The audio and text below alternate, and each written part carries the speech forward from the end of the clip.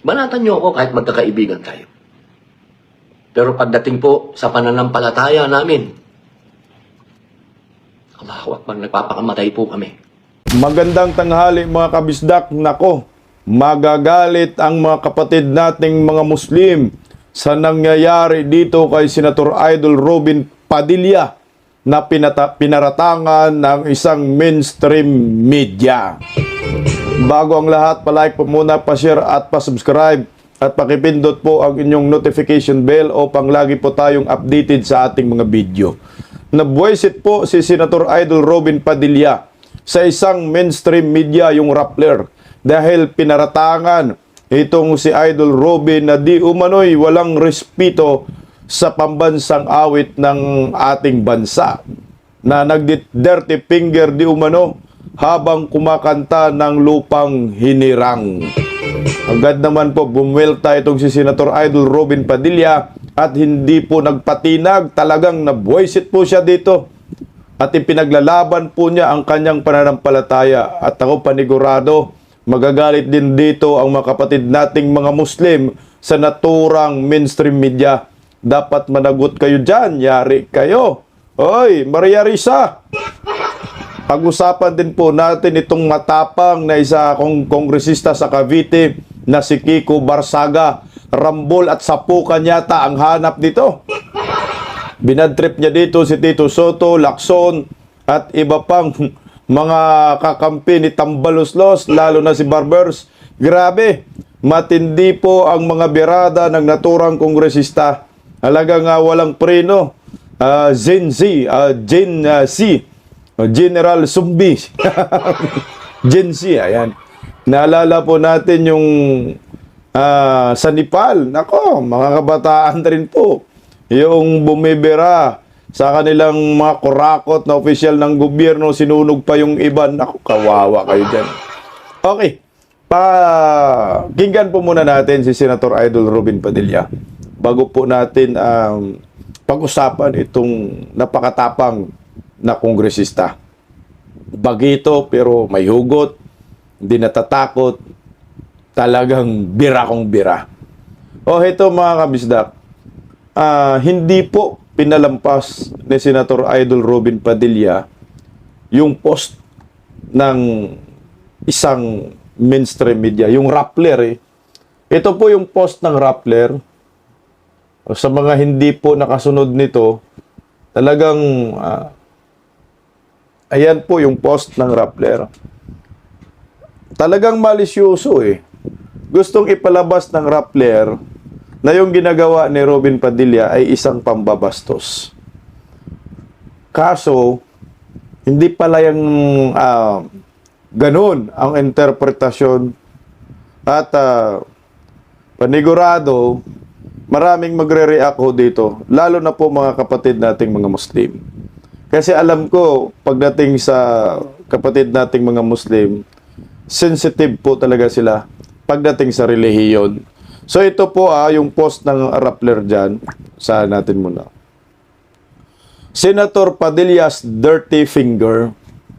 Sa una pa lang, parang gustong palabasin ng Rappler na bastos si Idol Robin Padilla. Ito during the opening of the Senate plenary session on September 8, 2025, Senator Robin Padilla flashed his middle finger. Pag middle kasi ito yun, no? A vulgar gesture while making in a purr. He is just placing his right hand to his left chest while singing the Philippine National Anthem. Parang ginanon daw dito, no? It was during that plenary session where Senator Chis Escudero, whom Padilla and other Duterte allies supported, was ousted at Senate President. Kung tinignan nyo po, napakamalisyoso, no, yung article. Hindi nila alam yung totoong kwento. Pag sinasabi mo kasing middle finger, sa gitna kasi middle finger dirty finger sa gitna. Ito yun yung gamit nila. Mayroon palang paliwanag dyan, mga kabisdak. Hindi pala yan pambabastos. Ang problema, nakadamage ka na kay Senator Idol Robin Padilla, kasama pala yan sa pananampalataya no, ng mga kapatid nating mga Muslim. Hindi pala yan basta-basta lang, naggaganyan lang si Senator Idol Robin Padilla.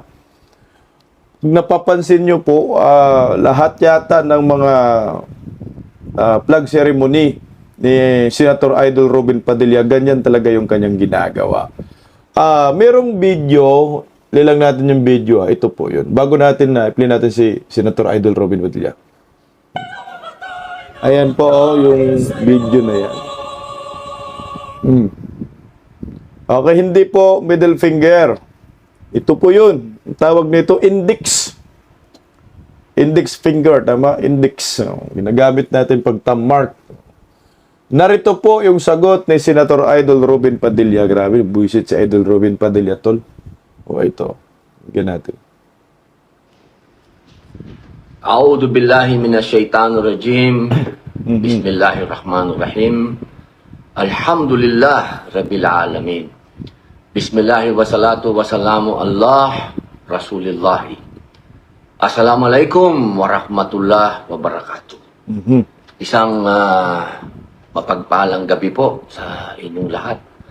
Pasensya na po kayo sa ganitong oras ng alas 9:30 ng gabi. Ako po ay biglaang mag-live at istorbuhin po ang inyong pagpapahinga. Ang totoo po niyan, umaapaw po ang kaligayahan sa puso ko sa oras na ito, sapagkat sa amin pong mga Muslim, kapag ka ang pananampalataya mo ang pinapatikos at ikaw ay minamaliit at ikaw ay inaalipusta nang dahil sa pananampalataya mo, ikaw po ay ginagantimpalaan ng Panginoong Allah. Ito pong nangyayari ngayon, nagulat po ako. Isa pong napakalaking para po sa akin, pagsubok po ito sa aking pananampalataya. At isang bagay po ito na kapag ito ay napaglabanan ko ng tama, ako po ay bibigyan ng gantimpala ng Allah. Alhamdulillah. Kasi po ngayon, pagdating ko po sa bahay, ang akin pong may bahay ay siya po ay may kalungkutan. Siya po ay nababahala sapagkat naglabas po ng isang news ang Rappler. Ito pong Rappler ay sa matagal na panahon, naging kaibigan ko po itong mga ito Hindi ko po malaman kung bakit po sila gumawa ng ganito na article. Sabi po dito Senator Padilla's dirty finger. Allahu Akbar.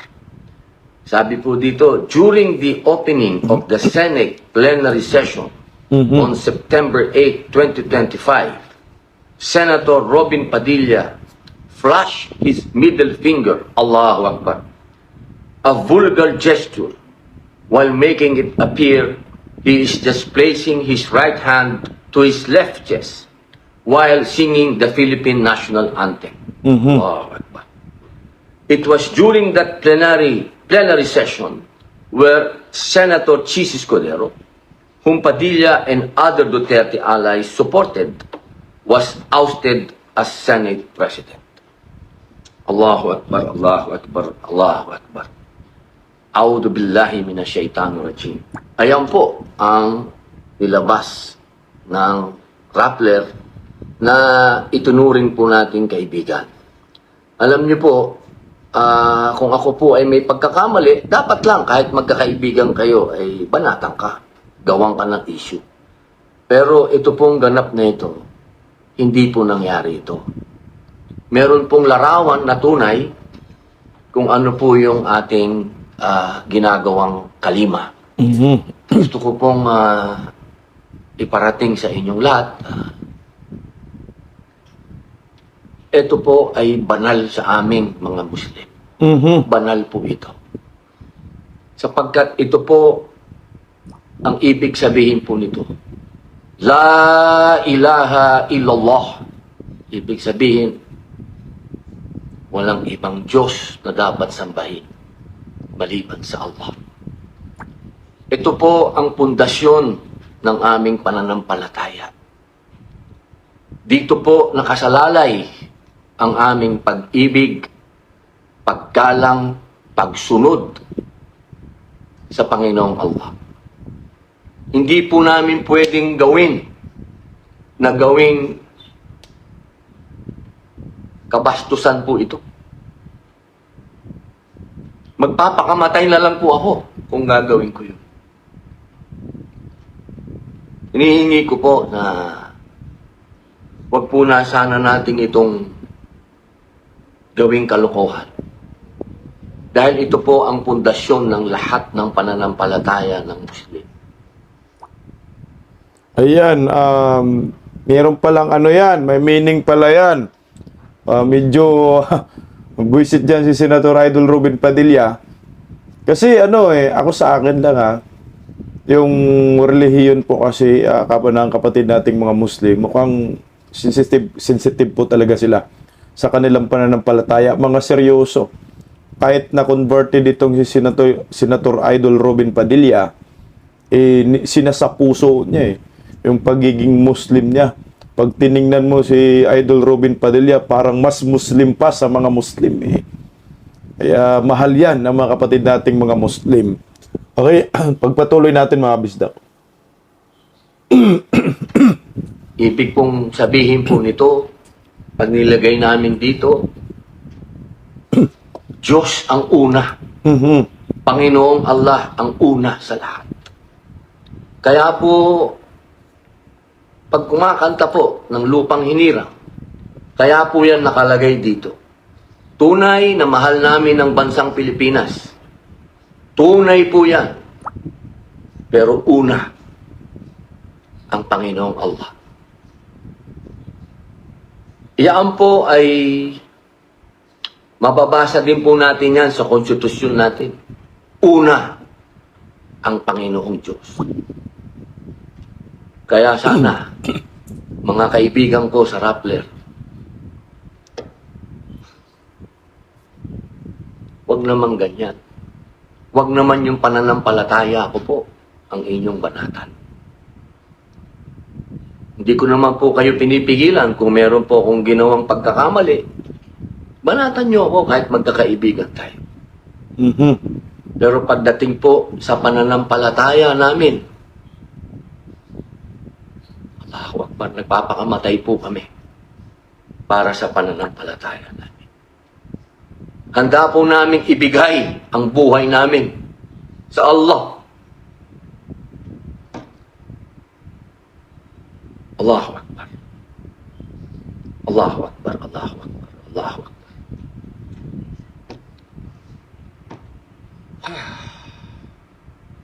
Nasaan yung picture ng... Grabe, disappointed Ito po, hindi ito. Yung mahaba ang suot. Mahaba ang... Ito po yung original. Ayan po. Makikita nyo po. Wala po akong ginawang pambabastos sa religion namin. At wala din po akong ginawang pambabastos sa ating watawat. Wala po.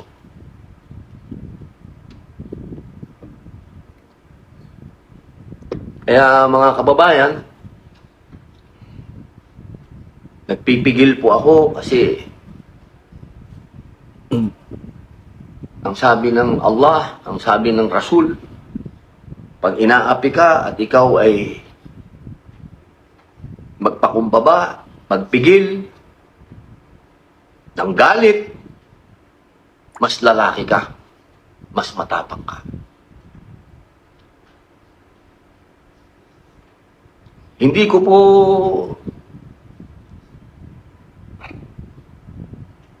Allahu Akbar.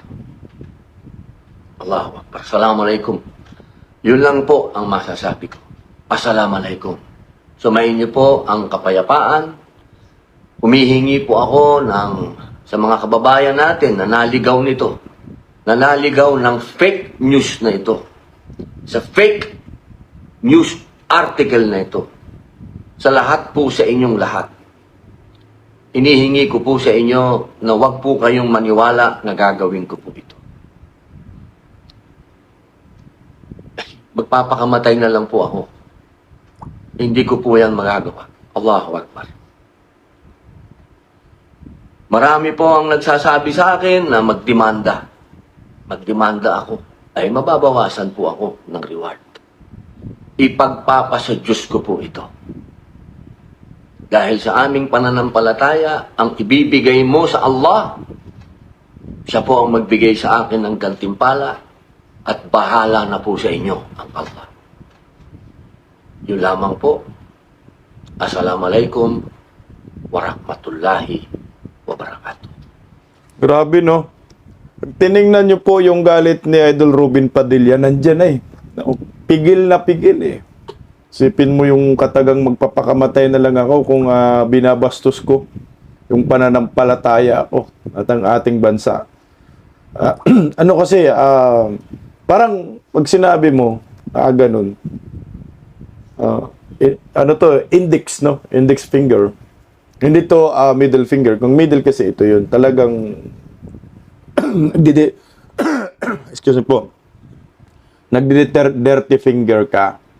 So, ang sa mga kapatid kasi nating mga Muslim, correct me if I am wrong, ang pagmamahal nila sa bayan ay mas sigit pa ang pagmamahal nila sa Panginoon. Una ang Diyos na sinasamba nila si Allah. Kaya pag lupang hinirang sila, kagaya Idol Robin Padilla, pinapractice niya sa kaliwa, no? Turo sa taas. Una pa rin yung Panginoon. Mahal namin ang bayan at mas mahal namin ang Panginoon. Parang yun yung naintindihan ko sa sinasabi ni Idol Robin Padilla. Part yan ng isang relihiyon at pananampalataya na kahit sino po ay hindi po pwedeng questionin yan. Kasi kung makikialam ka sa kanilang pananampalataya, makakalaban mo sila.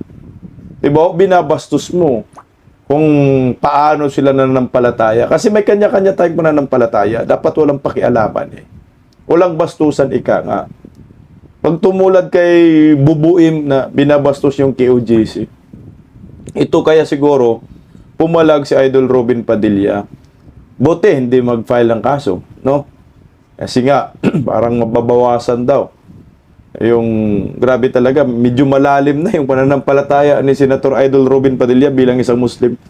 Kumbaga, malayo tayo sa kanyang sa kanyang pagiging relihiyoso. Ako sa akin dapat parusahan itong Rappler. Dapat kasuhan ang Rappler. Meron naman tayong na ngayon Muslim affairs, di ba? Sa gobyerno. Dapat siguro sila mag-file ng kaso dito sa Rappler upang maturuan ng leksyon. Upang hindi na po ito pamarisan pa. Kasi itong Rappler alam naman natin yan, mainit yan sa mga Duterte noon pa di ba? Kasi nakasuhan nga sila nung panahon ni former President Duterte, pero hindi po nagkaso si Tatay Digong dahil papakalat sila ng fake news. Private individual po yung nag-file ng kaso sa Rappler, di ba? Kasi yung nila yung sick nila may problema, yung negosyante binastos nila, kinahusuhan sila. Pero ang sinisisi nila, Duterte admin, galit na galit sila sa mga Duterte. Kaya naman ngayon siguro medyo mainit pa rin sila sa mga kakampi ng mga Duterte. Lalo na si Idol Robin Padilla. Kaso, ang pagkakamali nila, pati pananampalataya ni Idol Robin Padilla, pinakailaman nila. Tandaan ninyo, marami pong mga Muslim sa bansang ito. Sa Pilipinas, kahit saan magpunta, may Muslim. Ngayon, ano dapat ang gagawin laban dito sa Rappler? Pwede po yung Muslim affair mag-file ng kaso sa kanila. Sampahan ng kaso. Kagaya po yung isang vlogger, I think sa Davao na nambabastos, na binabastos din si Pastor Apollo Sikibuloy. Wala siyang nagawa doon, kundi humarap sa mga kapatid ng mga Muslim at humingi ng kapatawaran na dapat ito rin ang gawin ng Rappler. I think binura yata ng Rappler yung post no? Binura ng Rappler yung post at mukhang hindi na po makikita, deleted na. Pero huli na dahil nag-react si Idol Robin Padilla kagabi. Pag-react, dinilit agad nila. I-play muna natin yung isang vlogger na kagaya po ng ginagawa ng Rappler pambabasto sa mga kapatid nating mga Muslim. Pinatawag po ng Muslim Affairs. Talagang nagsorry siya. Narito pakinggan natin. Hello everyone. I sincerely apologize for the post I made which offended members of the Muslim community. I understand that my words and actions were inappropriate and caused pain, and I take full responsibility. As part of my commitment to make this right, I agree to the following. I will refrain from creating and posting any content for a month. I will attend a psychiatric consultation together with my mother in order to better understand myself and my actions. I will participate in activities organized by Muslim community, including community assistance and feeding program as a way to show respect and support. In the future, I will be more responsible of what I say and behave and to think wisely before speaking. And Dabawenyo discipline, as a true Dabawenyo, I shall conduct myself in a matter that befits a true Dabawenyo by exercising respect and accountability and cultural sensitivity in my words and actions, both online and offline. Thank you for giving me the chance to correct my mistake and to grow from this experience. Thank you. Mag-undergo daw siya ng psychiatric. Magpadala ka rin sa psychiatrist si Mitrix, di ba? Rappler. National Commission on Muslim Filipino. Yun pala yung commission na yan. Pwede po mag-file sila ng kaso, magsampa sila ng reklamo sa Rappler. Kagaya ginawa nila yan sa vlogger na yan. Mag-feeding program na daw siya. Sige, bastusin nyo pa mga kapatid nating mga Muslim, makakatikim po kayo. Kasi nga, pag sinasabi mo kasi pananampalataya, iba ng usapan yan. Talagang medyo masila na. Kaya ako para sa akin, dapat lang managot itong Rappler, maparusahan po. At hindi po natigil dyan si Senator Idol Robin Padilla. Talagang nag-post pa siya. Pinaliwanag pa talaga niya. Ito pa, ayan Talagang natamaan si Idol Robin Padilla sa ginawa ng Rappler. Basahin natin yung post ni Idol Robin Padilla dyan.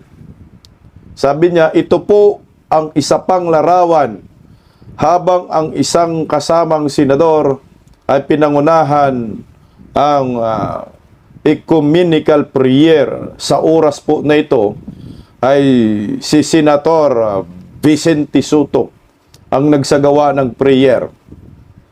Makikita po ninyo na ang aking hintuturo ay nakakalima, lay ilaha ilala. Ito po ay larawan ng paggalang sa sinuman na nangunguna sa dasal at aking pagsaksi na ako ay isang Muslim na sumasamba sa Allah. Yari ka, Rappler ka. Parusahan niyang Rappler na yan. Pakulong uli yan si Maria Risa. Yung balugang yan, wala masyadong respeto. No, hindi pala basta-basta yung ibig sabihin ng ganyan. Ginagawa lagi ni Idol Robin Padilla. Dasal, lupang inirang, hindi lang yan na ganyang pagkakataon. Na dapat tayo ring mga Pilipino, magiging sensitibo naman tayo sa pananampalataya ng kapwa-tao, kapwa-Pilipino. Kasi sa bansang ito, marami kasing relihiyon . Hindi lang naman Katoliko, Dila ng mga INC, KOGC, Baptist. Tandaan nyo po, may kapatid tayong mga kapatid mga Muslim. Alam mo, nalulungkot lang po ako talaga. Sa totoo lang. Ito ay diskriminasyon sa kanila. Ako taga Mindanao ako, hindi man ako Muslim, pero noon, naalala ko, talagang matindi ang diskriminasyon sa kanila. Panahon ng mga dilawan, ayan. Nadi-discriminate yung mga kapatid nating mga Muslim na para bang pagtingin sa kanila, makikita mo ay terorista na. Talagang nakaranas sila ng diskriminasyon. Masakit po yan para sa mga kapatid nating mga Muslim. Para lang din po yung mga Katoliko. Meron din yung masasama, meron din mabubuti. Pero hindi po pwede na pati yung kanilang relihiyon ay lapastangan po ng kapwa Pilipino ang masaklap pa na sa mainstream media. Gaya po tayo ngayon, INC, KOJC, Baptist. Pag pinakailaman po yung mga yan is panigurado, pag pakialaman ninyo yung pananampalataya ho nila, ay panigurado magre-react kasi pananampalataya nila yan. May sinusunod sila na banal, na pinaglilingkuran. Hindi ho po pwede na magiging insensitive tayo. Kasi masasaktan at masasaktan sila. Kini-question nyo yung kanilang pananampalataya. Na sana man lamang itong Rappler na ito ay nag-research muna kayo. Ano bang ibig sabihin yan? Yung hintuturo na yan. Index finger. Hindi po pala yan pambabastos. Yan ay pagre-respeto sa mga kapatid nating mga Muslim. Yan ang paniniwala at pananampalataya nila na kailanman walang pupwedeng mag-question sa kanilang pananampalataya dahil yan ay utos sa kanilang sinasamba. Yung Quran ba yun?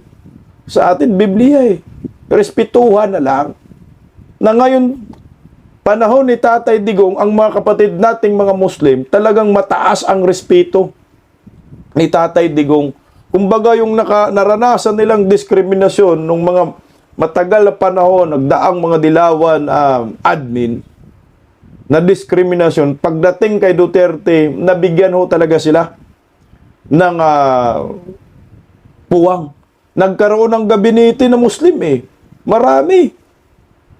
Nagkaroon ng ito National Commission on Muslim Filipino. Meron palang ganun. Because of Duterte. Yung mga kapatid nating mga Muslim, tumataas ang moral nila dahil binigyan po ng malaking pagpapalaga ng gobyernong Duterte that time. Kaya nga may Bangsamoro. Nagkaroon ng di ba Bangsamoro bisiklo ba yun? Nagkaroon na ngayon sila ng sariling parang yung tawag yan, mga kapatid nating mga Muslim. Nasa dila ko na hindi ko hindi ko masabi. Mamaya sa comment section maraming magko-comment yan. Kasi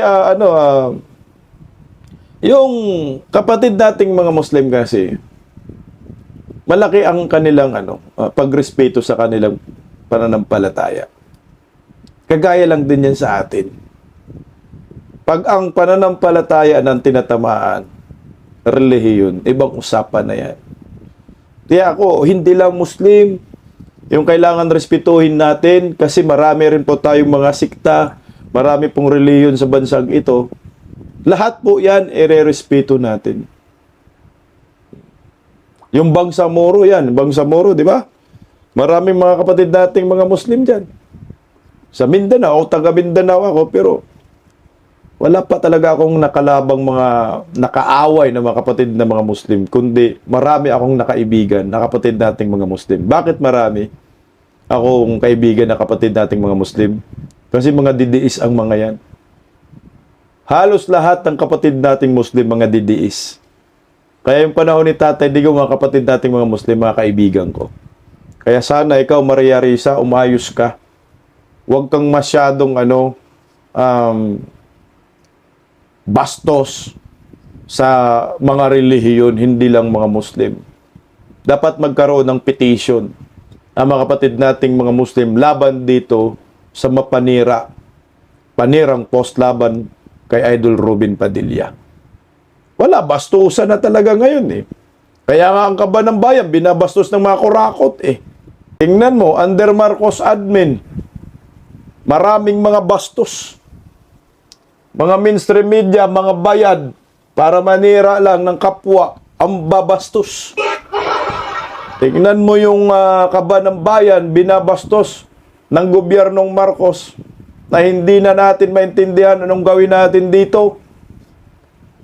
Tatablan pa kaya ng mga hiya itong mga walang hiya na mga nakaupo sa gobyerno, lalo na itong si Tambaloslo, si Ngiwem. Diyos ko, dumagdag pa itong si Soto. Palike muna guys. Pag-usapan natin itong matapang na kongresista, si Barsaga, na rambol ang hanap. Gusto makipagsapukan yata. Si Kiko Barsaga kay Tito Soto. Medyo umingay na po ang pangalan ni Kiko Barsaga dahil sa kanyang paninindigan na harap-harapan niyang kinontra at sinabi sa mainstream media na dapat imbestigahan si Speaker Martin Romualdez sa nangyayaring investigasyon patungkol sa flood control projects na puro mga multo.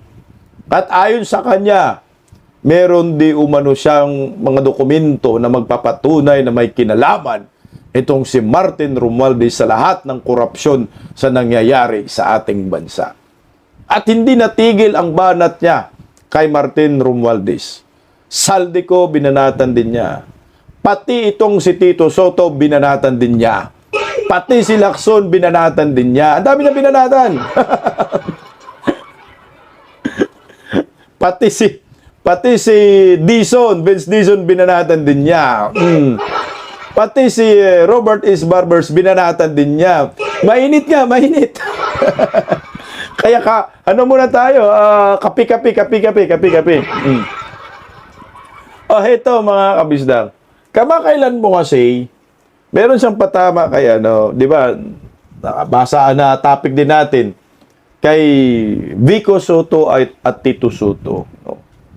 So ngayon, sinagot naman yan ngayon ni kagahapon, ayan, ni Tito Soto. Sabi niya, do not use my godson to promote. Ang pag-aakala ko, natitigil dyan si Kiko, Barsaga na. Kumbaga, tahimik na lang tayo kasi ayan na, si Tito Soto, nakikialam na. Pero hindi eh. Talagang lumalaban itong si Kiko Barsaga. Mainit-init talaga itong mga Gen Z. Ayan. At muling nag-post, patama muli dito kay Tito Soto. Ito. Gusto niya yatang sapakan eh. Ang sabi niya dito, mga kabisdak, ayan. Okay. Ayan. Ipal. Gamit pa si Biko, sabi mo. Okay, basahin nga natin ito nga. Ang dami niyang birada yan eh. Okay. Ipal. Gamit pa si Biko, there are many points he is missing. I've been a long time friend of Martin Romualdez. Post yan ni Kiko. Ang sabi pa niya dyan, diskaya lang ang kaya mo, takot ka kay Romualdez. Aray ko. Ang sakit, Kiko. Tinamaan si Tito. Pasimpleng banat diskaya lang ang kaya mo. Takot ka kay Romualdez. Paano hindi matatakot, kumpare eh? Paano hindi matatakot? Si Romualdez ang dahilan para magiging Senate President ang buang eh. Paano hindi matatakot? Baka may kinalaman din. Kasi, bakit ka takot kay Romualdez? Kay Saldico, hindi mo nga mabanggit-banggit, nagiging umupo ka na ngayong Senate President eh. Kasi nga, may mga lihim kayo na tinatago. Na ngayon ay dahan-dahan ang sumisingaw. Na ngayon ay dahan-dahan na lumalantad. Alam mo itong si Barsaga, hindi ako naniniwala na bumanat lang ito ng bumanat ng walang dahilan. Bumanat lang ito ng bumanat ng walang pinaguhugutan. Talagang mayroong mga karga ang banat niya. Mukhang ito na yung maglilid, no? Sa atin papuntang kapayapaan. At hindi rin niya pinalampas. Itong si Rimulya, kababayan pa niya. Ang sabi diyan ni Rimulya, we are the last hope. This is governance. Sagot naman diyan ni Kiko Barsaga, the will of the Filipino people is our last hope.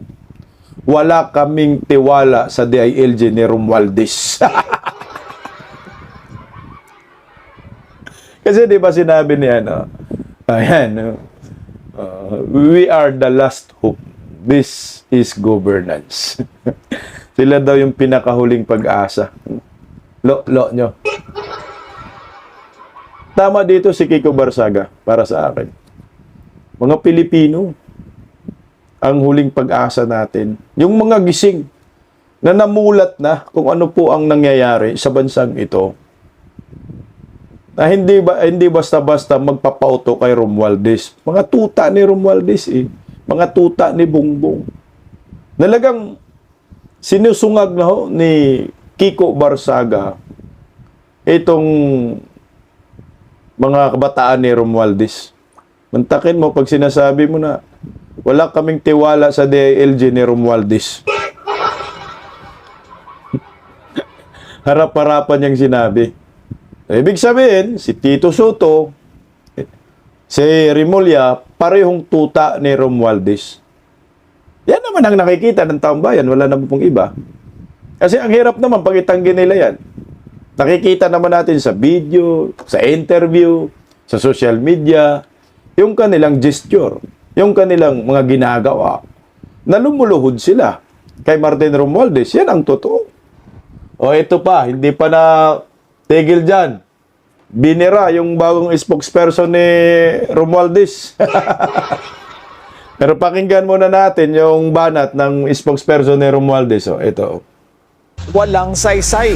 Ganyan sinalag ni dating Congressman Robert Ace Barbers ang pagdawit kay House Speaker Martin Romualdez sa flood control scandal. Yan ang agenda report ni Joan Manalo. May tagapagsalita na rin si House Speaker Martin Romualdez, si former Quadcom Overall Chair at Surigao del Norte 2nd District Representative Robert Ace Barbers. At ang isa sa mga issue na una niyang sinagot, ang mga banat ni Cavite 4th District Representative Kiko Barzaga laban kay Romualdez. Kung ang basihan ay yung hearsay, o kung ang basihan ay yung mga binigay na mga statement ng mga nag-witness dito sa investigasyon sa flood control, it's nothing but just hearsay.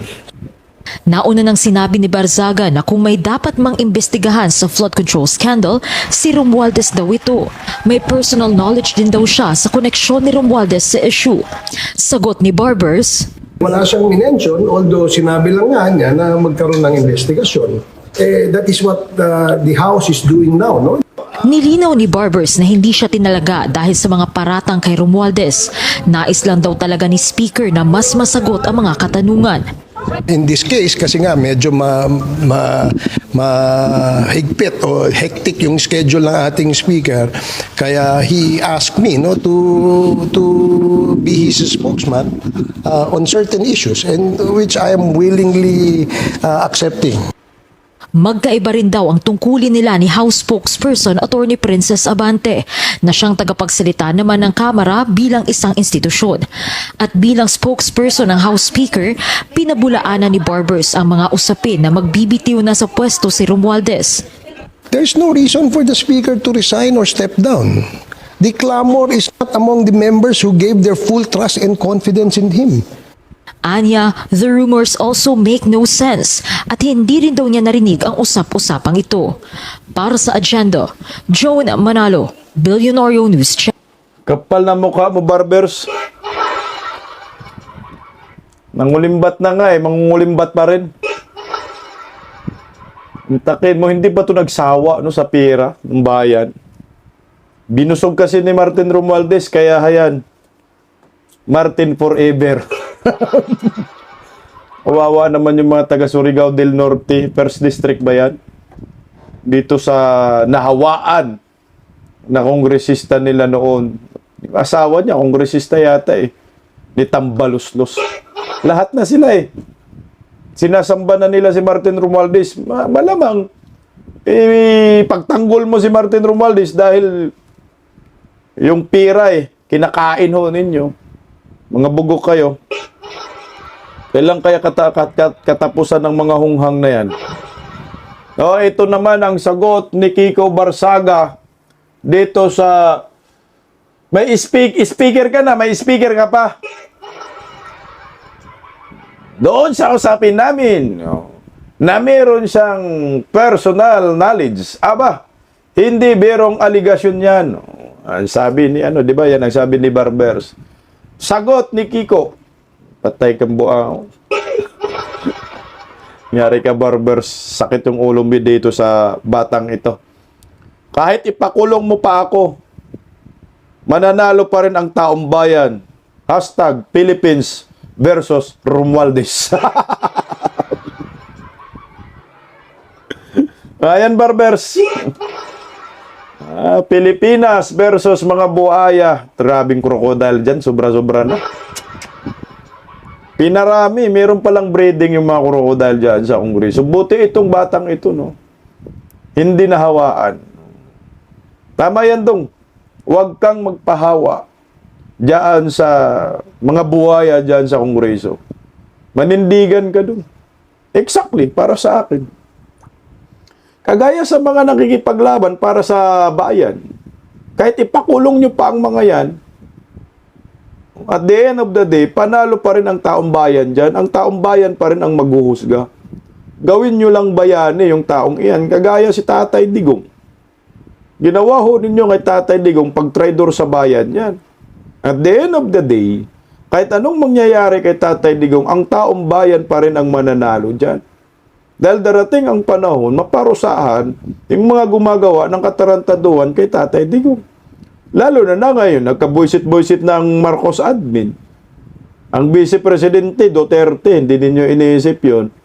Pag naging presidente po yan, panigurado ho. Panigurado kayong mga buhaya kayo, mga kakampi ni Martin Romualdez, kakampi ni Marcos, magsilayasan na kayo sa Pilipinas na sa bansang ito. Dahil impyerno ang ibibigay ni Inday Sara sa inyo. Oh, hindi lang impyerno. Kailangan talagang umaapoy talaga. Ay dapat maparusahan kayong mga bugok kayo. Yun eh, taong bayan pa rin ang mananalo dyan. Yung mga kapangyarihan ninyo ngayon, hiram naman yan sa taong bayan. Hindi naman yan permanente. Merong expiration yan. 3 years, 6 years, wala na kayo. After 3 years, 2028 na. Anytime, pwede pong agawin yan ng taong bayan. Tingnan mo ang nangyayari sa Indonesia, Sri Lanka, Nepal, Bangladesh, ngayon France na naman. Ngayon next, Philippines. Pag ganito man lang ang bansang ito, puno ng mga buhaya, hindi mas maganda pa. Palitan na lang natin ang mga leader natin ng matahimik na ang bayan laban sa makurakot sa gobyerno. At hindi po natigil dyan, mga kabisdak. Ang banat, binanatan pa talaga niya si Speaker. Alam niyo po, ito na tayo ngayon, nagkakasisihan na. Sabi ni Kiko Barsaga, 2 dekada na hindi bumabaha sa Dasma. Tapos ngayon, binabaha na tayo pagkatapos maging district caretaker ni Martin Romualdez. Linaw-linaw dyan, ha? Talagang may hawak ng mga ebidensya itong si Kiko Barsaga. Kung ang tawag dyan, kung maglabas si Kiko Barsaga, ng talagang lahat-lahat ng kanyang nalalaman, siyempre pahinay-hinay lang muna, Huwag muna lahat ilabas yung alas mo para hindi ka matalo sa laban. Bad tripin mo muna sila. Buwisitin mo muna sila. Ito yung nangyayari, eh. So, noong dumating si Martin Romualdez, baha na sa Dasma. So, isa lang ibig sabihin dyan, ghost project yung flood control dyan. Pa-check mo sinong kontrata, ang kontraktor ng flood control. Baka si Saldico. Teka Martin, magagalit yung mga taga-Dasma sa'yo pala. Ito pa, banat pa ni Kiko Barsaga kay Vico Soto. Hindi tumigil, talagang hindi sila tanang-tanang, bubuksingin sila dito. Gusto na rambulan. Naintindihan ko ang sitwasyon ni Mayor Vico. Sinabihan rin ako ni Mayor Jenny na huwag kalabanin si Romualdez but justice must be done. Tingnan mo, Tito Soto. Vico Soto. Mga uto-uto kayo. Mga tuta kayo ni Martin Romualdez. Bawal daw birahin eh. Kasi di ba mag-privilege speech sana itong si Kiko Barsaga. Pinigilan eh. Kasi nga baka ma-ethics complaint. So ganun katindi ang mga buhaya dyan sa Kongreso. Luhod ng luhod kay Martin Romualdez. First time in the history ha. Na yung isang Speaker of the House. Grabe. Parang presidente rin. 6 years din ang termino. Siya po yung Speaker of the House na talagang sinasamba ng mga buhaya. First time in the history. Yung Speaker of the House. Merong Speaker. First time in the history na tagapagsalita. May tagapagsalita. Hindi lang isa, kundi 3 pa. May princess, may bukoy, may barbers. Ginagago tayo eh. Kaya galit na galit itong si Kiko Barsaga. Tuloy mo lang yan, sir, kasi nagustuhan naming mga didiis yan eh. Tingnan mo, ito pa. Talagang boxing hanap nito. Rambul. Sabi ni Congressman Kiko Barsaga, kung kaya ni Senator Lacson, si Saldico at Romualdez sa Blue Ribbon, hindi goods. Pag hindi, edi parehas lang sila ni Tito Soto. Mga tuta ni Romualdez. Ito na. Ginalaw na ang baso. Si Lacson na naman. Alam nyo, hindi niya kaya yan pangalanan ni Lacson. Hindi kayang sungagin. Hindi kaya birahin. Wala tayong aasahan sa bagong liderato ng Senado ngayon. Blue Ribbon Committee? Wala. Talagang tinalaga yan para i-divert ang issue at hindi mapag-usapan yung mga impaktong mga demonyo na si Saldico at Romualdez. Iyan yung hangarin nila. Sumunod kayo sa amin. Ito na yan eh. Nagiging Senate President ka na. Binili na namin yung mga mukhang pirang mga senador dyan. Ayan, nakakampi na ninyo. Senador ka na, Senate President ka na, Blue Ribbon Committee ka na. Sumunod ka. Kaya magiging sarswela nga lang po yung investigasyon dyan sa Senado. Kaya ito, patunayan natin. Nga tama itong na si Kiko Barsaga, na parehas lang talaga si Tito Soto at itong si Lacson. Nainggit sila kay Marcolita eh. Tingnan mo, nagiging star si Marcolita, naungusan silang lahat eh. Kaya gumawa ng paraan ng mga buang. Ito. Tingnan mo ha. Imbis na ang direksyon ng investigation ay dito sa mga pinangalanan ni Diskaya, wala eh. Ang direksyon ng investigation napunta sa Senado ang sisi. Dapat si Martin Romualdez, unahin nyo, Saldico, alam ng taong bayan yan. Sila yung mga utak ng kaguluhan sa bansang ito. Pero itong si Lacson, napunta na-divert na, gusto nang i-divert. Pakinggan natin balitang ito. Tila may bagong ebidensya. Kinumpirma ni Senate President Pro Tempore Ping Lacson na may nagdadala ng tinatawag na obligasyon sa Senado o ang hinihinalang lagay o kickback sa mga proyekto. Nahuli kang pangaraw ito. Ang detalye sa agenda report ni Hannah T. Mukhang nagpapadala ng payola o kickback sa Senado ang isang kontratista. Yan ang panibagong pasabog ni Senate President Pro Tempore Panfilo Lacson. Meron kaming video footage ng CCTV footage na dumalaw dito talaga yung WJ.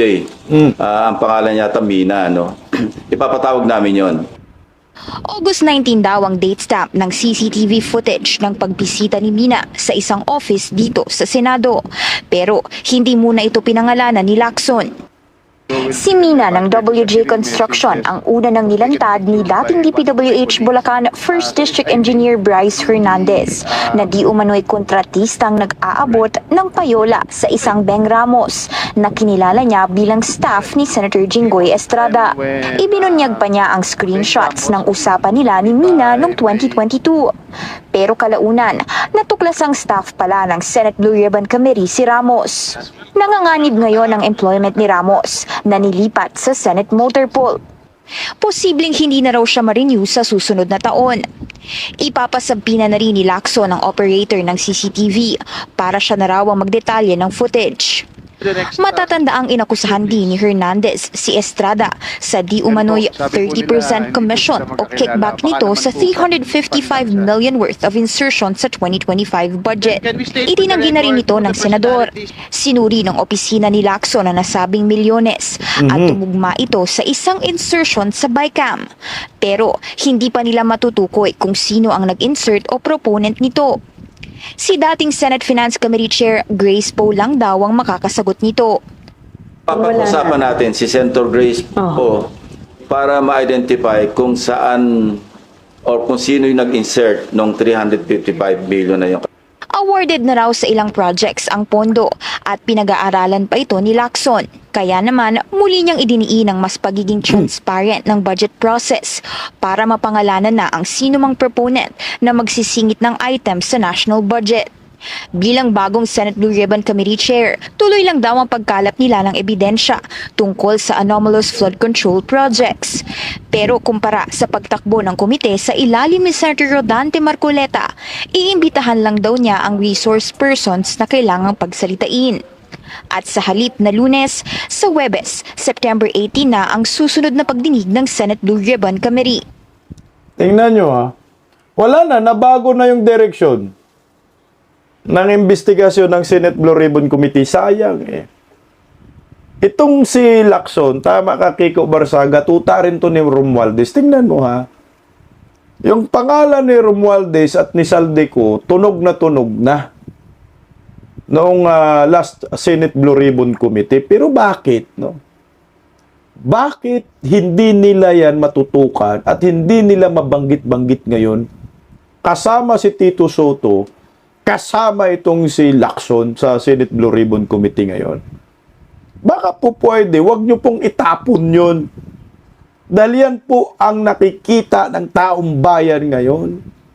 Na may kinalaman talaga itong si Romualdez at si Saldico. Si Raulo na po talaga ang taong bayan. Pagsasabihin ninyo, walang kinalaman yung Saldico, walang kinalaman yung Romualdez, bugok kayo. Wala, sourcewilla na lang. Hindi na maganda yung investigasyon eh.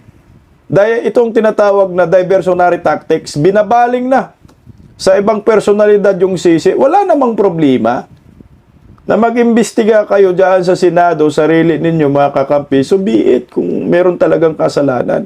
Pero wag mo namang kalimutan ang pangalang Saldico at Romualdez. Dahil ito po, ngayon, ang mahalagang mga pangalan na hindi mabanggit-banggit ng mga kongresista at ibang senador. Kagaya kayo, hindi nyo mabanggit-banggit yan, Lacson. Ano na mangyayari ngayon? Sa Saldico at Martin Romualdez, takpa na. Pero malas kayo, merong isang Kiko Barsaga, galit na galit. Pakinggan muli natin yung, pasakalye ni Lacson. Pakinggan natin. Ka ba doon sa hindi pagpirma ni Senate President Soto doon sa Yung magiging state witness itong si Diskaya. Tingnan niyo po ha. recommendation na isilalim sa Witness Protection Program yung Diskaya couple? Well, unang-una, nag-decline na si SOJ eh. Sinabi na niya na ang isang kondisyon niya, restitution. So, nag-usap din sila ni Senate President, kaya siguro yun ang naging basis ni Senate President Soto na hindi niya napirmahan yung rekomendasyon. In the first place, hindi na updated yun eh. Kasi nag-recommend doon yung dating Senate Blue Ribbon Chairman.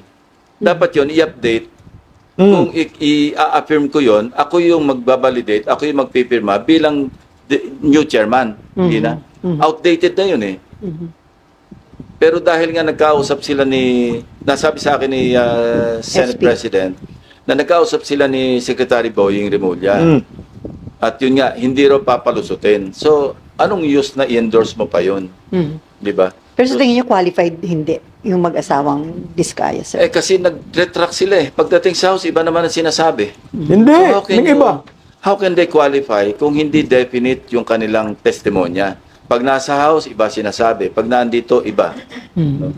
So, anyway, titingnan natin. Baka dumating yung punto na pag nandito sila, mag-tell all, i-evaluate natin. Hindi ko sinasabing definitely, pwede nating endorso sila sa Witness Protection Program. Pero kung parang opportunistic lang yung kanilang pakay para sila'y malibre sa kaso at saka hindi namin call yun eh. Call yun at saka kung susundan natin yung proseso, unahin na muna natin yung magkaroon sila muna ng legislative immunity. Matetest natin yung kanilang credibility as a possible state witness kung depende sa kanilang testimonya. Kasi kung merong magpa-fact check sa inyo, magagaling kayo mag-fact check, at merong kulang at meron silang inumit doon sa kanilang testimonya, pwede hindi sila pumasa as a state witness. No? Kasi ang isang dyan, of course, pwede silang pumasok, possible, pero hindi tayo sigurado. Doon sa not the most guilty. Second, yung materiality ng kanilang testimonya na kayang i-corroborate ng independent evidence. Yun yung mga patakaran eh. So kung meron silang kinatago, papayagan ba natin para lang maligtas yung sarili nila? Ang laki rin ng kanilang dapat pananagutan, di ba? Ang bobo mo, Lacson. Wala na, tama si Kiko Barsaga dito. Tuto na rin ni Romualdez ito. Basta niniwala ako dito sa abogadong Senador Marcolita. Hindi talaga most guilty itong mga Diskaya. Kasi hindi yan magkakapira kung walang kongresista. Hindi yan magkakaproyekto kung walang DPWH. Saan ba nag-start ang bidding? DPWH, di ba? Saan ba nanggagaling ng pundo? Galing saan program funds? Sinabi na nga na ang program funds galing, sinabi na Diskaya eh. Kung mayroon mang pananagutan itong Diskaya, hindi sila magiging most guilty. Ang pinaka-most guilty dito, mga kongresista, mga mambabatas, DPWH. Kasi, binigyan sila ng proyekto. Ngayon, ang usapan, may proyekto kayo, pero 25% sa amin, 30% bigay mo. O ngayon, sino ba yung hindi susunod? Sila ay dihamak, ay ginamit din ng mga buhaya. O talagang mapilitan sila magbigay. Ngayon, ang point ko dito, pag hindi mo ito nilagay sa Witness Protection Program, ay di magtago na lang doon na magtago. Kasi nga ikinanta na nila yung pangalan ni Romualdez, pangalan ni Saldico. Ako sa akin na walang nagbago sa statement ni Pacifico Diskaya. Nilinaw lang yan na hindi naman talaga sila nagkita. Pero merong mga bagman na pumupunta. Bagman ni Saldico, may mga kongresista na pumupunta, inutusan ni Romualdez. Yun yung doon, yun yung nakikita natin. Hindi naman ang binago ang kanyang statement eh. Take out na eh. Ginulo lang ng mga kongresista. Yung si Pacifico Diskaya, ginulo lang ang tanong kasi gusto nila masira yung kredibilidad ni Pacifico para hindi mailagay sa Witness Protection Program. Eh tingnan mo sino bang nag-utos na hindi pwede ilagay sa... sino bang tumutol dyan? Romualdez. Si Boying Remulla. Sila. Kasi kung ilagay sa Witness Protection Program, siyempre safe na ito yun. Kakargo na yan ng gobyerno. At lahat ng sasabihin dyan ay pwede anytime, ibubulgar na ang lahat kasi safe na sila. Ngayon, ano pong mapala mo dito kay Pacifico Diskaya kung hindi mo ilagay sa Witness Protection Program? Pagkatapos niya pinangalanan itong malaking tambuhala sa likod ni Kiko Barsaga, pati si Saldico, ganun na tayo katanga talaga mga senador. Hindi po yan most guilty. Guilty siya. Pero merong parusa. Hindi naman sinasabi na pag nalagay ka sa Witness Protection Program, wala ka ng kaso. May kaso ka, pero hindi ganun kabigat na kaso. Magaan. Dahil ikaw ang tinatawag na accessories of the crime. Parang hindi pulis eh. Gumawa kayo ng corruption sindikato na gamit yung taong iyan. Yung taong nagamit na yan, yung kontraktor na yan, kumakanta at sinasabi yung buong katotohanan. O ito po yung nangyayari. Nanghihingi sila. Sino yung mga nanghihingi? Itong mga taong ito, ilang percent? 25 to 30%. Yan sila. Ang hirap naman ho, ng dalawang Itbulaga na ito, Tito at Lacson, yung inyong paninindigan, wala na kayong mahagilap na mga kontraktor na magsalita. Naglakas ng loob na nga po itong si Pacifico Diskaya Yung mag-asawang Diskaya because of Rodante Marcolita. Dahil alam nila, abogado, si Rodante Marcolita, alam ang batas. Pero itong dalawa, taga Bocol University, walang mga alam sa batas. Kaya ito, sunod-sunuran kay Martin Romualdez, ang resulta, Hausiaw, Sarsuela. Yung totoong dapat managot, natabunan na, punta na sa iba yung sisi. Napakawalang kwenta. Sayang. Yung mga pinaghihirapan na Senador Marcolita. Kaya nga po itong dating National Defense Secretary, hindi naniniwala na seryoso si Bongbong Marcos sa pagsugpo sa corruption issue sa ating bansa. Kasi kung seryoso, dapat si Diskaya pinoprotektahan. Bakit ko poprotektahan yan? Nitong si Diskaya, ito mong pabagsak sa akin. O pakinggan po natin. Itong balitang ito, narito po. Asan ba yun? Tingnan lang guys Pakinggan natin, balitang ito. Hindi naniniwala ang dating kalihim ng Department of National Defense na si Norberto Gonzales na seryoso ang kasalukuyang administrasyon na masawata ang korupsyon sa gobyerno. Kung bakit, alamin sa report ni Almar Forzuelo. Patuloy ang ginagawang investigasyon patungkol sa mga maanumaliang proyekto ng gobyerno gaya ng flood control projects na pinagmumulan ng korupsyon. Nito lang nakaraang araw sa Senate Blue Ribbon Committee, pinangalanan na ni Pacifico Diskaya ang mga politiko na tumatanggap umano ng pera mula sa mga contractors at kasama sa kanyang mga pinangalanan na nabigyan daw ng milyon-milyong pera ay sina House Speaker Martin Romualdez at si Congressman Saldico. Karamihan sa mga kawani ng DPWS na nabanggit sa itaas ay paulit-ulit na binabanggit ang delivery ng pera ay para sa kay Saldico na dapat at least 25%. Si Kong Marvin Rillo naman ay ilang beses na binabanggit ang pangalan ni Speaker Martin Romualdez bilang kanyang malapit na kaibigan. Dalawang pangalan na nauna nang binanggit noon ni Vice President Sara Duterte na silang nagkokontrol ng budget. Kasi ang budget ng Pilipinas ay hawak lang ng dalawang tao. Hawak lang siya ni Congressman Zaldico at ni Congressman Martin Romualdez. Yan ang katotohanan. Ngunit para sa dating kalihim ng Department of National Defense at 2022 presidential candidate na si Norberto Gonzales, naging sistema na ang korupsyon sa Pilipinas. Pero ang Marcos administration na umano ang may pinakamalaking perang winaldas sa loob lang ng 3 taon. Ngayon, kasi talagang iba na nakakapagtaka kung bakit tumapang ng gano'n yung mga Kurakot sa corruption, no? Nakikita natin yan, in every administration may corruption. Pero hindi ganito kalaki.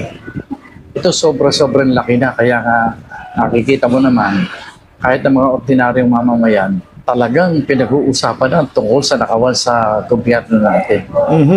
Iba talaga ngayon. Sumobra. Anya, hindi sapat ang ginagawang investigasyon ng kasalukuyang administrasyon dahil masyadong malawak ang korupsyon sa bansa at hindi lang sa flood control projects. Kung naiintindihan ko ng tama, pati yung commission limited lang sa flood control dapat sana kung gusto ng Pangulo natin na linisin ng korupsyon sa Pilipinas, buong gobyerno dapat ang tignan. Kung talagang ang gusto ng ating Pangulo ay itigil yung corruption sa gobyerno, ay medyo maliit lang yung tinitignan niya. Mas malawak yan. Hindi rin anya siya naniniwala na seryoso ang BBM admin na masawata ang korupsyon sa gobyerno. Mukhang ang ginagawang hakbang ng presidente natin para makontrol yung protesta laban sa korupsyon. Hindi para isolve talaga ang problema ng korupsyon sa loob ng gobyerno. Kinokontrol lang yung damage. Nagda-damage control ang presidente natin. Matatandaan na bago pa man magkaroon ng investigasyon patungkol sa mga maanumaliang proyekto, nauna nang ibinunyag ni VP Sara Duterte ang korupsyon sa Kongreso na sangkot ang 2 kongresista na binanggit ni Diskaya. Sinabihan ko yung isang congressman, sabihan ninyo si Martin Romualdez na hindi pwede chap-chapin ang classroom construction na 5 billion. Kaya kung makikita ninyo sa budget proposal na approved ng Office of the President, 5 billion yon. Pero nung lumabas yung GAA o yung budget approved noong 2023, naging 15 billion siya.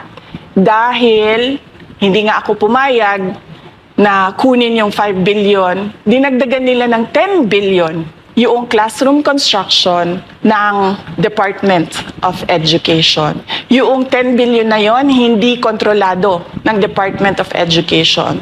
Controlled yon ni Congressman Zaldico at Congressman Martin Romualdez. Para sa Diyos sa Pilipinas, Tingnan mo, ha? Almar Forswa. Alam mo, tama talaga itong si Norberto, no? Kung seryoso po itong si Lacson, no? Tito Soto, BBM, sa issue ng korupsyon, hindi ba nila inisip na yung sinasabi ni Vice President Inday Sara na nag-control lang ng budget ng ating bayan ay 2 tao lang? Si Martin Romualdez at si Zaldico, na ngayon kinanta ni Diskaya, si Zaldico at Romualdez, doon pa lang ipapasok ko na yan sa Witness Protection Program kung seryoso kayo.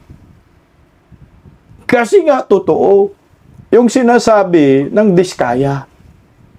Kaya natakot sila dahil sila na po ngayon ang tutumbukin ng Blue Ribbon Committee ni Marcolita. Kaya nagkaroon ng kaguluhan, nagpalit ng liderato. Tika, hindi pwede, papunta na sa amin yan. Yan ang totoo. Kaya, Kiko Barsaga, tapangan mo pa. Tanggalan mo ng maskara itong mga demonyong ito na nagpapahirap sa bayan. Ngayon, ano ang gagawin ng taong bayan? Makinig na lang ba kayo sa amin? Lumabas kayo dyan. Sumama kayo. Mamaya, may rally, no? Ngayon, meron ng rally sa sa EDSA. EDSA Sarayan. Kasama sila ni Ka-Eric. Mamaya uli, alas 6. I think bukas, meron din yung maisog.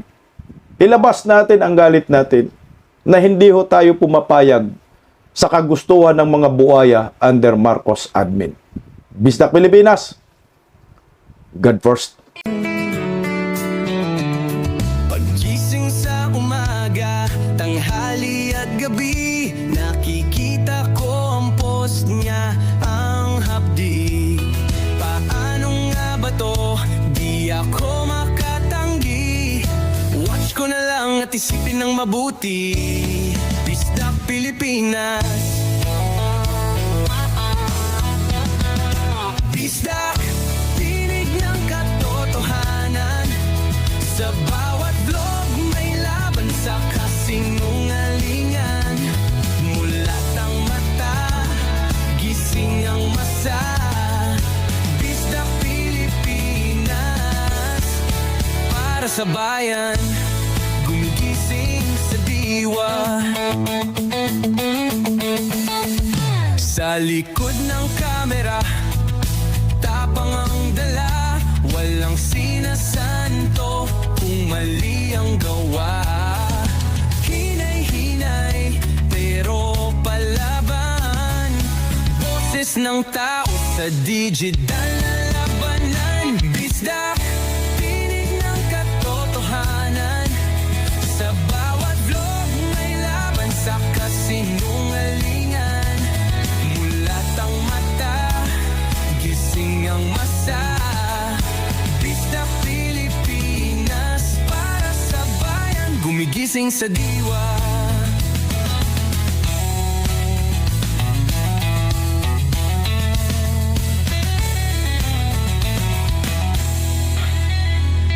Hindi artista, hindi politiko, pero ang katotohanan, sigaw niya ay buo.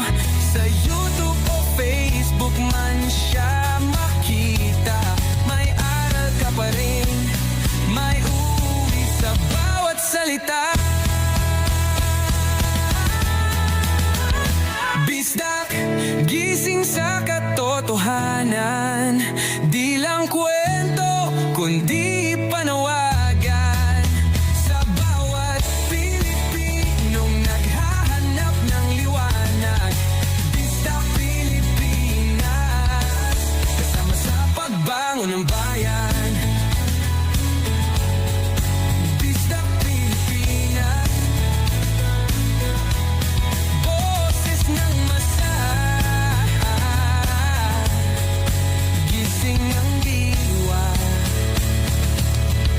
mo, may pag-asa.